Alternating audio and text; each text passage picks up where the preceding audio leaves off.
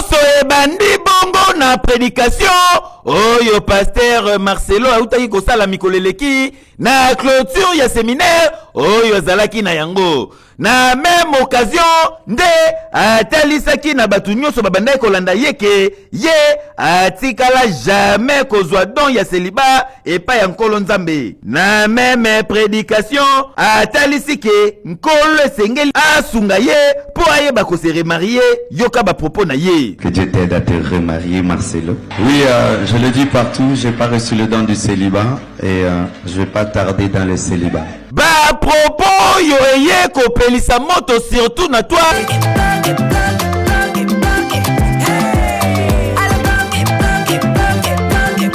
Oyoki elengi ya Congo. Tapez les mains, tapez les mains, tapez les mains, tapez les mains, tapez les mains, tapez les mains, tapez les mains. Nyonso ebandi bongo na prédication oyo pasteur Marcelo autaki kosala mikolo eleki na clôture ya séminaire oyo azalaki na yango. Na même occasion nde atalisaki na batu nyonso babandaki kolanda yeke ye atikala jamais kozwa don ya célibat epai ya nkolo nzambe. Na même prédication atalisi ke nkolo esengeli asunga ye po ayeba ko se remarier yoka ba propos na ye. Que Dieu t'aide à te remarier, Marcelo. Oui, je le dis partout, j'ai pas reçu le don du célibat et je vais pas tarder dans le célibat. Ba propos yo eye kopelisa moto surtout na toile internet nyonso eyindi epeli moto mutu na mutu azali ko interpréter yango na ndenge na ye. Na mama Miralo yepe asiliki na ndenge défaute. Un serviteur de Dieu, avant de poser un acte, avant de dire quelque chose, il a en lui le Saint-Esprit. C'est lui qui lui donne la sagesse et l'intelligence de comment parler. Parce que c'est le Saint-Esprit qui met les paroles dans ta bouche. On ne peut pas se réveiller du jour au lendemain, annoncer aux gens qu'on va se remarier. Oui, vous allez vous remarier, mais perdre un être cher, pas même une année. Même pour le respect de vos enfants, même pour le respect de sa famille. Nous pensons que c'était pas le moment. Même si c'est pour blaguer.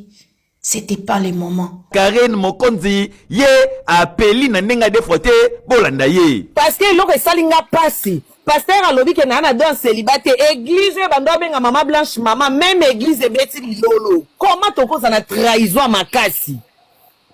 Bino batu bando benge mama boti ke les places à liboso. Maman na ndote bino même pas 4 mois na délai. Pasteur a annoncé bino que na don célibataire ça veut dire que ade ana mwasi wa kobala na CC. Ndeko oyo kutu azali congolais te kasi makambo oyo amimoni intéressé yepe à réagir boye. J'ai écouté aujourd'hui une vidéo du pasteur Marcelo Tunasi qui disait que qu'il n'avait pas reçu le don du célibat et tout et qu'il confirmait qu'il allait se marier.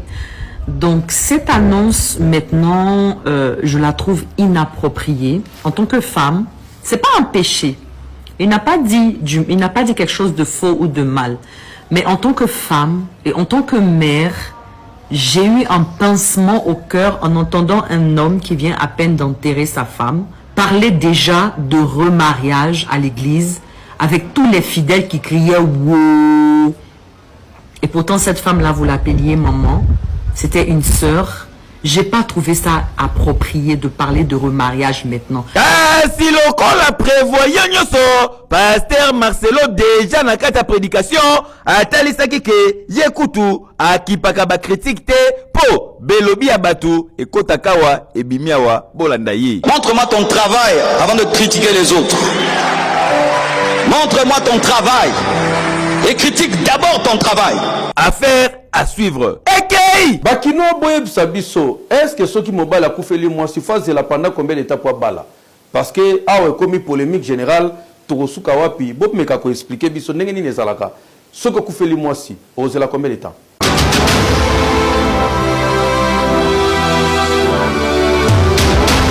Le veuf est chrétien. Il est dans l'obligation de se remarier sans un délai. Parce que du moment où il y a la mort, automatiquement, il n'y a plus ce mariage. Et l'homme est obligé de se remarier. Mais s'il n'est pas chrétien, il peut une semaine, 2 semaines, il est libre. Ou carrément, il peut se dire non, parce que j'ai encore l'affection de feinte, et j'observe même 6 mois. Toi qui as la mort, automatiquement, il n'y a plus aussi mariage. Donc ça dépend si il y a bolingo. Oyo, mobile anazalaki envers moi sinaï. Bapanzika matanga a commis déjà koluka libanda, koluka basi mususu, mais mususu wazali na bolingo penda moi sinaï a kokate. Bon, tous ça babantou, tous ça africain aussi. Vraiment côté là ils ont un moment préparé que non il faut ça là autant d'années ou soit autant de mois pour soit mobile la remarier, soit pour moi pas bala ainsi de suite là.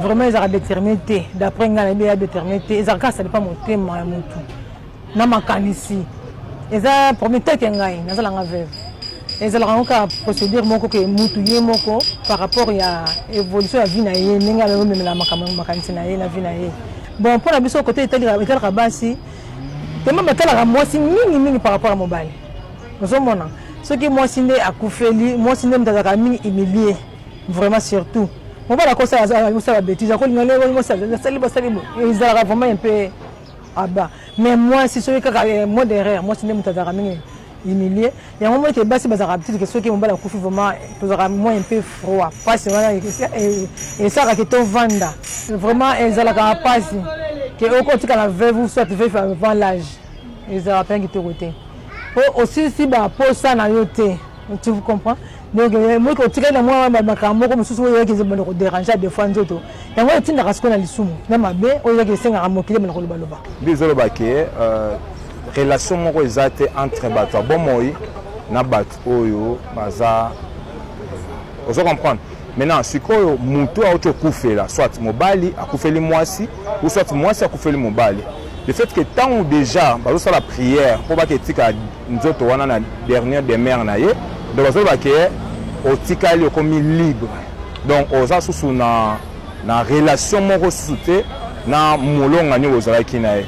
Maintenant si ko pona durée ça dépend ya mutu na mutu mutu akufela mwasi na une semaine azui ozui no mwasi mususu.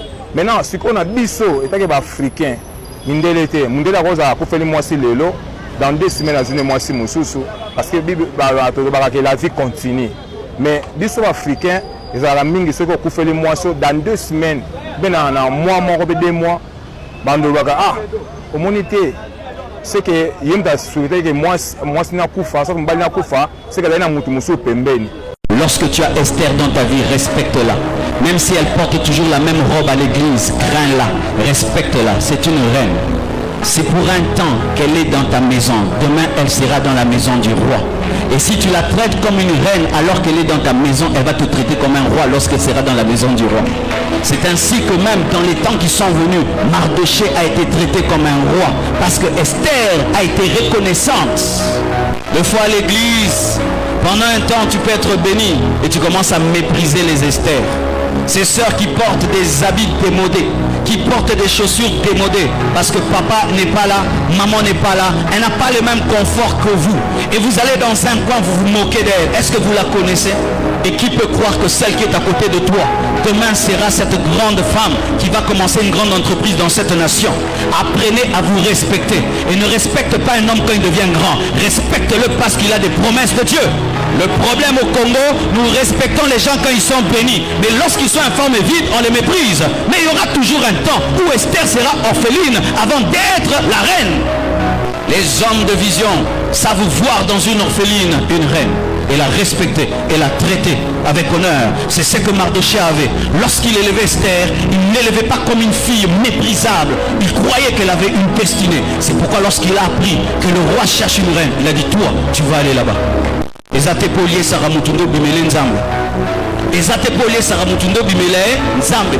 Ezate polier Saramutundo aux endroits au fin la vie nae.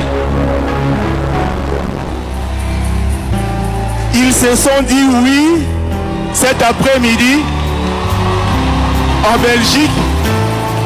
Notre pasteur, le pasteur Marcelo et maman Aïcha Esther, nous sommes comblés de joie. Nous voulons dire merci à Dieu. Nous voulons célébrer le Seigneur pour le mariage de notre pasteur, pasteur Marcelo Abali, maman Aïcha Esther, Beta Mololo. Gloire à Dieu. Célèbre le Seigneur. Est-ce qu'en clôturant ce culte de Tokoro Bina, comme on le fait, est-ce qu'on peut célébrer le Seigneur? C'est comme ça qu'on va terminer ce culte. Est-ce qu'il y a des nouveaux venus en ce soir? Et ses frères ne travaillent aucunement avec moi. Et puis, il n'est pas seul, il y a beaucoup d'aventuriers qui marchent avec mon nom. On m'a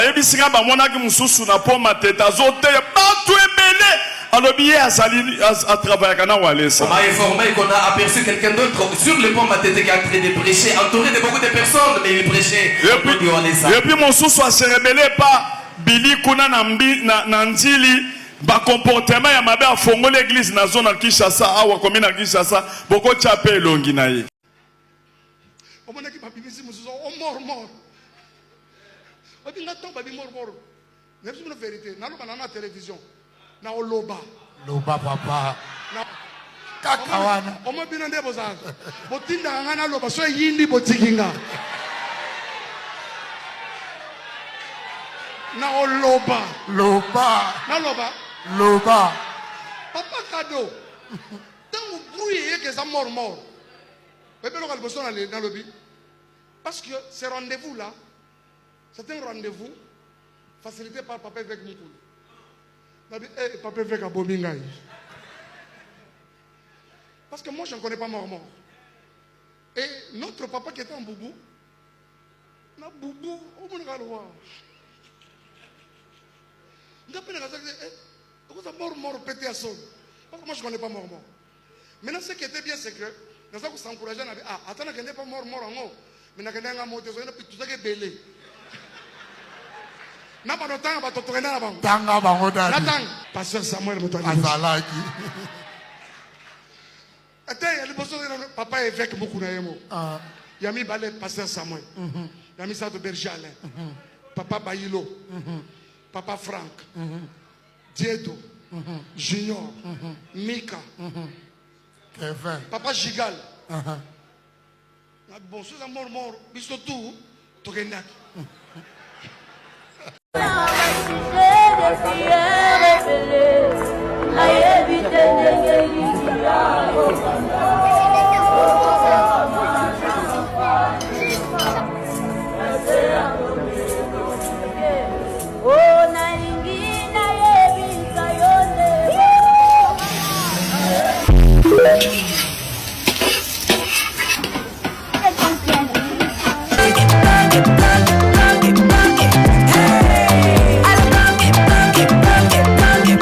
Oyoki elenge ya Congo.